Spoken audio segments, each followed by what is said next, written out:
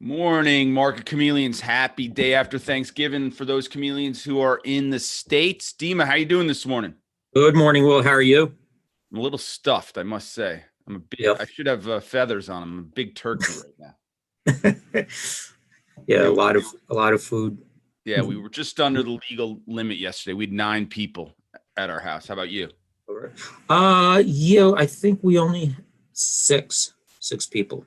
So we're Good so for we're you. No good. one came Just no one came knocking at your door. That's always a good thing. All right, before we get started, why don't we get to the disclaimer? okay. Yep. Good morning, everyone. Thanks for joining. Before we get started, keep in mind, Will and I, Market Chameleon, we're not registered investment advisors. We're not broker dealers. We're not telling you what to do. We're just sharing ideas. If you need professional help, call your broker. That's what they're there for. They're there to help answer your questions, provide you with guidance. There's the disclaimer, Excellent. and let's just get started here. We got a shortened trading day today. Yeah, I think it closes at 1 today in the 1 US. p.m. Yep. So let's take a look what's going on. Probably, we're going to see light volume as usual, like the day after Thanksgiving. This is the stocks that are trading in the pre-market hours before the market opens. We have the most active stocks, biggest percentage gainers, biggest percentage decliners. I'm going to really quickly just see what stocks are moving in the higher market cap categories. So I'm using this filter market cap, filtering by stocks that have a market cap of 20 billion or higher. And here we get a list of, let me just see, we got 25 that made the percentage gainers list, 12 on a percentage decliners list. So at least from market breadth, looks more positive than negative here at the open. I'm going to take a look at what is this PLTR up 8.8% on 4.5 million shares. And that's, let's see, it has some news on there.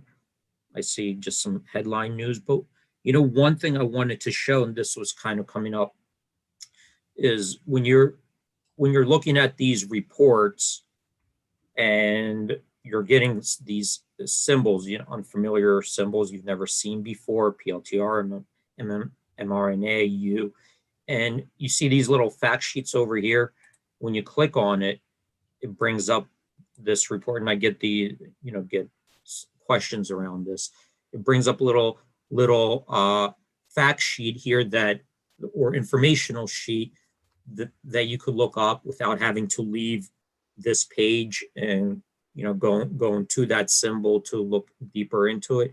And you get a bunch of information here, like these are the trading stats, 52-week high low, PE ratios, what kind of stock is it? This is common stock and technology, software infrastructure. And if you want to just learn more if you hit this about tab, it'll just give you a brief description what this company does. Also, what's helpful sometimes is right underneath that description, if we have a link to the website, there's a little link here, and that will lead you to that company's website where you could really get much more information. So here's like, I'll click on it, it'll open up a new tab. So I'm going from the pre-market to this and to their website, and then you're on their website. You could click on, products, whatever they have information on their website. It's over here. A lot of times you want to just go to that investor relations page, read more about it, because in that investor relations page, they'll have much more information about their financials, their products, their contact information. And you'll get used to it as you're trading more and more. You start using the company's investor relations pages to get more information and insight. Sometimes you have to call the company directly to get clarity, on their financials, on their products, what they're doing, their next events. So that's very useful. I know, I had to call the investor relations contact numbers lots of times. So just showing you really quickly how you could get there without having to leave that page. Here, PLTR, not sure, it looks like maybe there's some news on there over here. I didn't open up these Catalyst news events, but we see here Friday, I'm sorry, today's Friday, Wednesday, because we had that day. I'm confusing with the weekend, but Wednesday, the stock was up 22%. This morning, it closed at 29.05. This morning it's trading 31.48, up another 8.4% in the pre-market hours. This is the VWAP in the morning, $30.98 on 4.6 million shares trading in the pre-market hours. Here's what the chart looks like. And I'm guessing that this is probably a relatively new stock. Well, but let's take a look. Yeah, I think it's the last 3 months, though. It's been a thrive in enterprise. I mean, they've been raising money for, I don't know, I want to say 10 plus years. I mean, they're an interesting gatherer of data in the tech space. And they've been one of the companies in Silicon Valley that have worked with the U.S. government. Jake likes to say they're CIA friendly, I think he said once. Oh, is that CIA? Right. So this is relative, right? They haven't been out there for a while. We don't have a big, long history for it. But making the top of that pre-market gainers list today for market cap 50 billion or higher. Yeah, I'm wondering if that's just in reaction to the news overnight with Salesforce and Slack, that big acquisition in the tech space. Who knows? Are they related to that? Well, they are in the tech space. I mean, if someone wanted to compete with the large players, they would be a good one from a data analytics standpoint to, grab, though it's not cheap. Right. Well, it's an interesting one. This is the first I've heard of this company. At least the symbol to me looks familiar, but haven't dived deep into it. But that could be an interesting space right there. Let's take a look. Let me take a look really quickly on the unfiltered report. I guess we have, what is this? Works. This is a low cap market cap stock, 12 million. Market cap up 100%. You see, do not confuse Works with WORK, which is the one that is being acquired by CRM. Yeah, this is a healthcare. Yeah, this is like a healthcare company. Up. Looks like 98% in a pre-market hours, $2.48 on 13.5 million shares. That's compared to a float of 8.7 million. Excuse me. So very active here. Maybe looks like there are some headlines there. I didn't get into it, but so this is a low cap stock, up 100%, but 12, what did I say? It was 12 million market cap. So very low cap, very volatile. I'm not going to go too deep into it, just to leave some time. I wanted to go back to that insider trade screener because I did get some questions. We launched it on Wednesday. There's some questions about the shares held after transaction. I want to go look at that real quick. So if you don't have any questions in the pre-market, well, I'm going to you can move on. Okay. So this is the report that we launched. This was on Wednesday, insider trades. And I know some questions came up in the Discord. I think it was on a Microsoft transaction, but let's just go through really quickly and take a look at how we could view some of these reports. And first, I'm just going to filter out. These are my internal filters, so you won't see them on yours, these three, but this will filter out to what it looks like externally. And these here, it's a list of insider trades that are reported on the SEC Form 4. There's the link to the SEC website over here to this transaction. And let's filter out, I'm gonna do from the buy side, I'm gonna do notional above 1 million. Let me see if I could do like most recent. So these are like the most recent. So these are the most recent trades here. On the buy side, notional value of 1 million the transactions 1 million or more. I'll go over really quickly, and then I'm going to go to this SEC filing just because you want to confirm on the SEC filing what's going on, because there are footnotes there. There are like other explanations and corrections, and these filings are not very, they're like, the people who filed them sometimes make errors. They have to go correct things, and you should go to that filing and really just see what's going on sometimes. And I'll show you what I mean by that. So really quickly, this is what I filtered out. This is the symbol. This is the company name that was traded in. This is the owner who did the, when you click on it, this sorts these columns. That's what happened. I just clicked on it. This is the owner, the person who did the transaction. That's their position in the company. This is the trade date, November 24th. This is the side they did buy. They did a purchase, the buy side. This is the trade price, $17.08. The current price is $17.24. So this is the change from the time they did the transaction to the current price. It's up almost 1%. This is the amount of shares purchased. This is the notional value of the shares. So if you take the number of shares times the price they paid, that's how much cash outlay for the purchase price. This is the number of shares that they had after the transaction. That's how it's reported on that filing. So let me show you.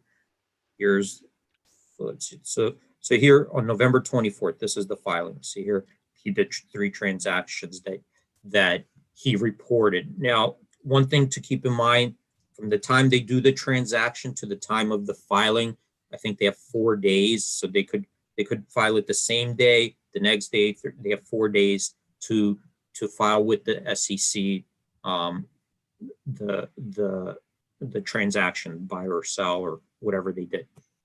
I'm going to click on over to here just to show you guys how this looks and why we created this link, so you could go there and figure out, what's going on, because that's what happened in Microsoft, where there's a little bit of something strange, and and it's not like they don't normalize, they don't standardize like how these things are explained. So here's the transaction, FTS, right? And we see here, this is the person, right? That's the person. So it looks like a fund. This is the stock that they transacted in. These are you can see here, these are the dates of the earliest transaction. They did some amendment here. These are the transactions they reported. This is the date of the transaction, right? So 3 different dates. These are the codes. This means it was a purchase. This is the amount of shares over here. And then this is the price. This means they acquired it. This is what they reported, the amount of shares after the transaction. So you see how they do it over here? But look at these footnotes here, right? You got all these footnotes, all these explanations down here. So sometimes they're correcting things from before. Sometimes these things are not, they report it here and then they have other explanations here. So it's always important to go and check what's going on. If you're interested, if that transaction sticks out to you, we filtered it out. The next thing you want to go and kind of read about it, all these different they have 4 footnotes here on what's going on, right? Who this person is. Look, an additional 100,000 shares of common stock were inadvertently added to the reporting person's Form 4 filed 11/24/20. So they're kind of explaining to you, even though that's what they reported, right? They made a mistake. Now they're explaining to you the mistake. That's why when you're looking at it, if that transaction, you filter it out and that transaction looks interesting to you, you want to go do further research, right? So the top part of it is just filtering out something interesting that, was filed on the SEC form, afterwards, you kind of want to go and do more research, what actually transpired, what happened, what happened, what are the footnotes in there. So that's kind of like what you want to do, because definitely one of them, somebody pointed out in Microsoft, it looked same thing. The shares held after transaction look kind of weird, and then when you go to the filing, there's these other things going on there. You want to do further research on. So hopefully that makes sense. What I just showed. You always want to kind of go to the filing, do further research, and verify what's going on. That's awesome. There are rumors on the chat that we may be having a full episode on a webinar coming soon on this part of the site. Is that true? Yeah, but I'm waiting, because these are the, believe it or not, even though I showed you this isn't even the hardest part right now. Right now, what we didn't push out is here. These are, I'm using my internal filters here, okay? So here are transactions that are derivative based. So these are even more complicated, and we're not pushing these out. I'm capturing these internally because I'm still figuring out what all this means. But here's what a derivatives based transaction. So this isn't a transaction that was reported as somebody just went to the open market and bought the stock or sold the stock. Here you got all this stuff, warrants, right? So you got all these different warrants in here, conversions, and you got to kind of figure out, well, what is going on here, and I'm just opening up one, but when you open them up, they look different. This one looks this way, I'll show you here. Let me go last 3 months. Let's see what this one looks like.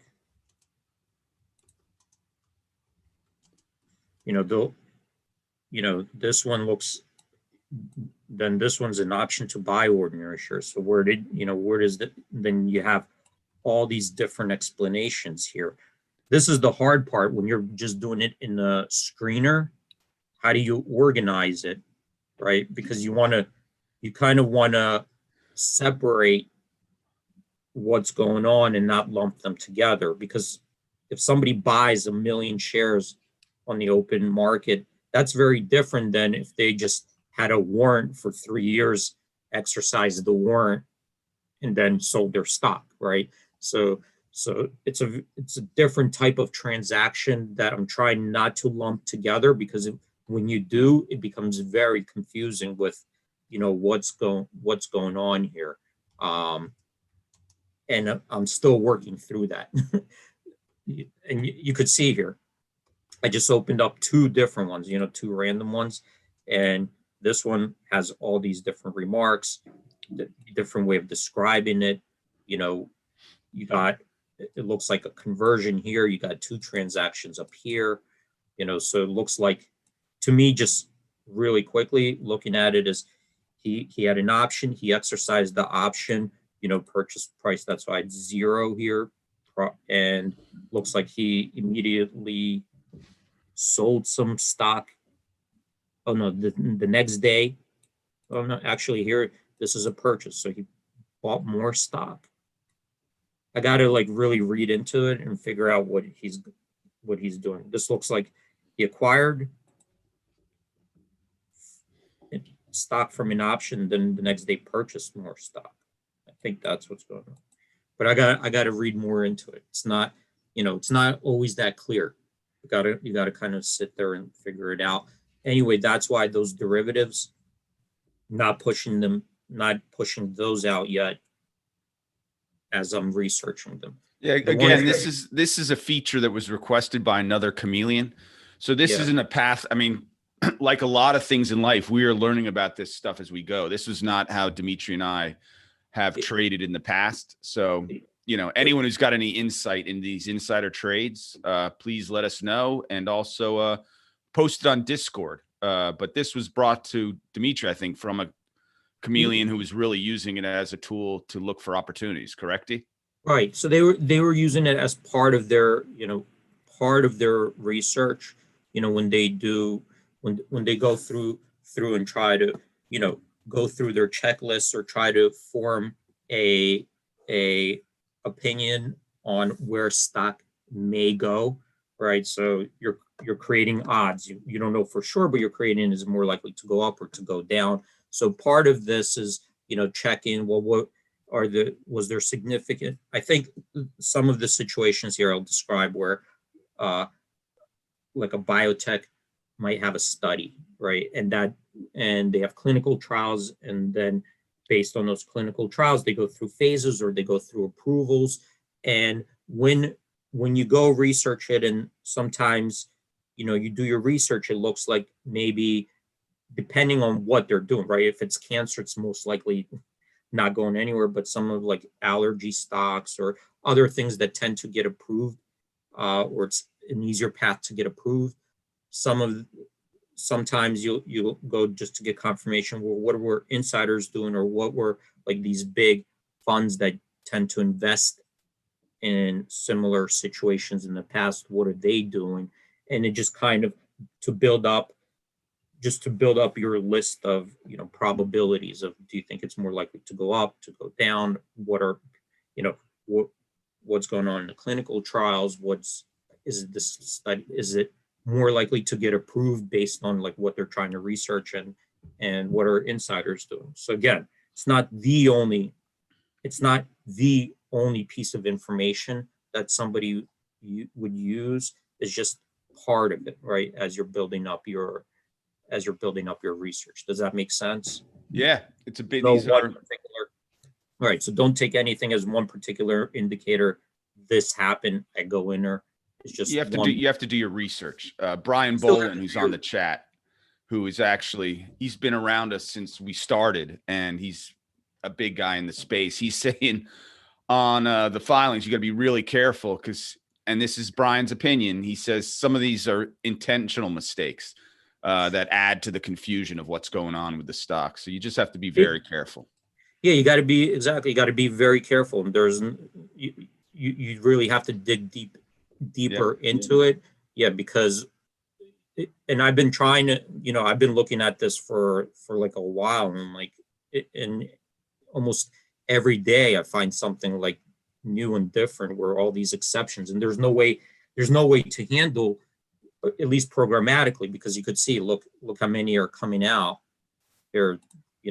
If you took all of them, you could see like there's tons of these filings. So there's no way, there's too many of them to read each one, so you're trying to get the top, whatever they filed on the top, try to filter those out, narrow them down, and then go read about them.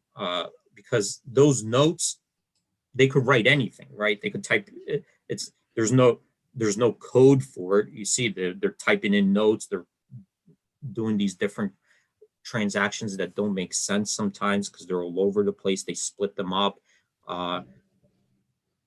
So once you narrow things down, just go try to figure out it in the filing, or you could maybe even call investor relations website. I don't know. Yeah, no, that's a good place to go. Hey, D, we only have like 7 minutes left. We did have a couple questions about earnings, particularly two coming up, Zoom, ZM, and SIG, which I think is a jeweler, SIG. I don't know if you can swing over to earnings real quick. Okay. Let's look at the full list of earnings. I think they should pop up in there, right? Let's go up here. So these are earnings coming up in the next 2 weeks. I'm going to filter out stocks that trade at least 5,000 contracts or more per day. So here's Zoom that popped up at the top.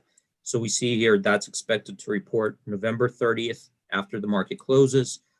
Right now, the straddle is implying a move of 14.9% in either direction, up or down. So that's buying the call, buying the put at the money. That compares to a 4-quarter average move of 16.3% and a 12-quarter average move of 15.3. Do we have 12 quarters in Zoom yet? Or up to 12 quarters if we didn't have 12 quarters. So you could see it's a little bit under that 4-quarter, the implied move, a little bit below 1.5%, but below the 4-quarter average, 0.4% below the 12-quarter average move, and the high move is 40.8% in the last 12 quarters. Let's take a look just at an FYI for anyone who didn't see the chat. Jake said after the last earnings, they guided up 300%, because people were talking about the last move. So he's like, they're not likely to do that again. So just an FYI. So that's right. That was guidance after they reported, right? Last earnings, correct. So that's Zoom. I'll go to Zoom. Let's do a couple more and then I'll go to Zoom. So Momo, that's expected December 1st before the market opens. Straddle's implied move of 11.9%. That compares to a 4-quarter historical average move of 8.4% and a 12-quarter average move of 9.8%. So we're 3.5% above the 4-quarter average, 2.1% above the 12-quarter average, with a high move on that of 18.8%. Let's jump down to CRM. That's expected to report December 1st after the market close. The Straddle's implied a move of 8.4% in either direction. That compares to a 4-quarter average move of 8.5% and a 12-quarter average move of 5.1%. So we're kind of in line with the 4-quarter average, 3.3% above the 12-quarter average, with a high move of 26% in the last 12 quarters. Let me go to the Zoom one real quick because we're running out of time. And let's take so Zoom here, you could see that we don't have 12 quarters, right? We have like, what is that, like 7 of them. So we don't have a full history. It's a relatively new stock. It looks like, half the time.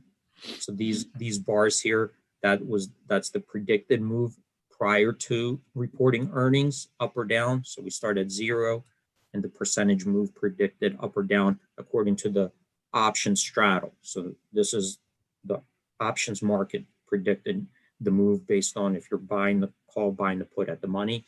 This is the actual move. So here, August 31st, we see that after the market closed, Zoom reported earnings. It was up 40.8%. The implied move was 11.4% in either direction. So blew right through that straddle. And we could see here, at least in the short history, half the time the move was overestimated, half the time it was underestimated. On average, going into earnings, it was predicting a move of 11.9%. So the option straddle was pricing in 11.9% in either direction, compared to the historical realized move of 15.3%. So if you were doing this, obviously from the long side did better than from the short side. And really it's this one over here really blew it out of the park.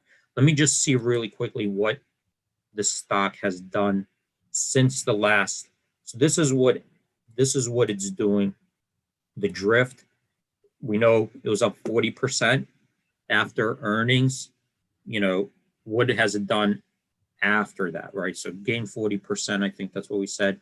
What has it done since then? So how much has it moved between earnings? So we see here, we don't have a long history, right? So this is it. This is our history, and this is how it tended to move between earnings. So pretty volatile. Here 80 up to 86%, 66, 45%. So far, it is down 3.1% after that big gain.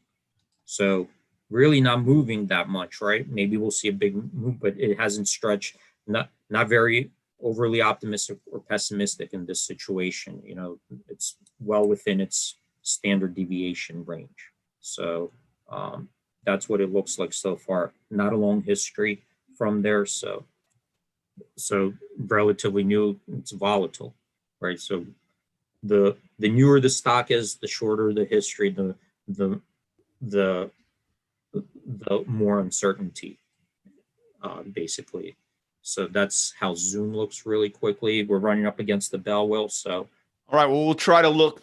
SIG is until December 3rd. So, Brian, try to get with us on Monday. We'll try to look at it then. Chameleons, great job.